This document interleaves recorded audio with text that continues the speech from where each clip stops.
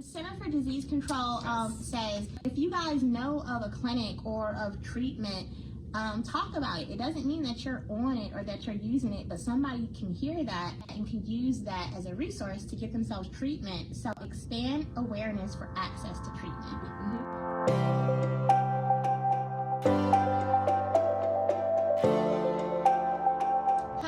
Welcome to Law Media. Thank you so much for allowing me to serve you with truth, honesty, and perseverance.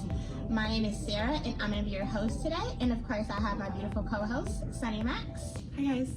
And we wanted to come on and talk to you guys about addiction and how that's affecting people and what's going on during the pandemic. So as you guys may have heard, Friday, April 2nd, unfortunately, popular rapper and actor DMX was hospitalized at the White Plains Hospital. He's in the ICU there. He's in a coma. He is not breathing on his own. He has very little brain activity, and he's reported to be in a vegetative state after suffering a massive heart attack at his New York home.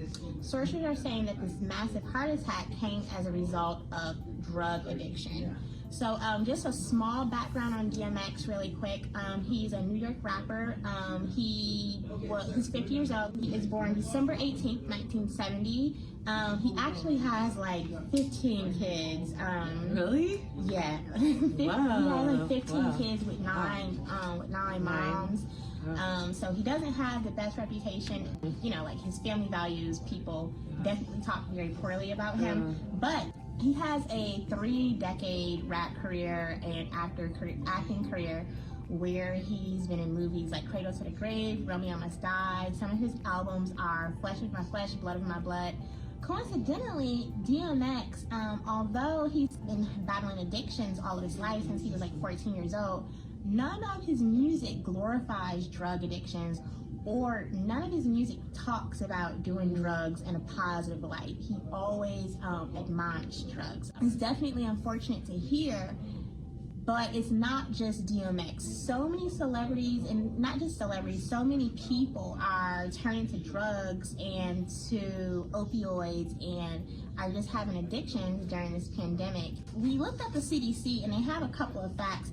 Basically, since the pandemic started, opioid deaths are up 38%, cocaine deaths are up 26%, and meth deaths are up 34%.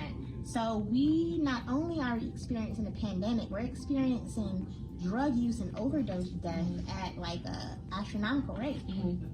Right. So DMX, and then also in the news, you know, we hear about celebrities, of course, and then we're hearing these statistics about the everyday Americans turning to drugs to deal with like so much like job loss and economic challenges, and there's a lot of divorce. Like the divorce rate's really high right now following the pandemic, and like in the wake of the pandemic. People turn to drugs because it's not that like people just want to be high all day. Obviously, like people just want to like have a numbing effect towards all of the like emotional pain they're feeling and the problems that they're going through. Obviously, like financial challenges and emotional turmoil with the loss of loved ones from the pandemic, and divorce is like a death in many ways, and not being able to pay your rent and your taxes and all of these problems. So Sarah and I just wanted to talk a little bit about the difference between being a hardcore addict and just being like a recreational drug user. From my experience, I think the difference between using drugs, party drugs, and being like a drug addict, like a drug fiend, is fiend. I kind of laugh, but that's what you called it when I was growing up. Yeah, I had to use opioids over the summer. Last summer I had a surgery, and I was in a ton of pain, and it kept prescribing it. So I finally started to take some of it, and it wasn't something that was pleasant or that I'm looking forward to doing. I actually was passing out, sounding like I'm drunk when I'm talking, and it wasn't like a fun feeling. It actually kind of sucks. I wake up like in a later evening and I'm like, oh, okay, I guess I passed out. So, you know, like it wasn't fun. I don't look forward to taking some.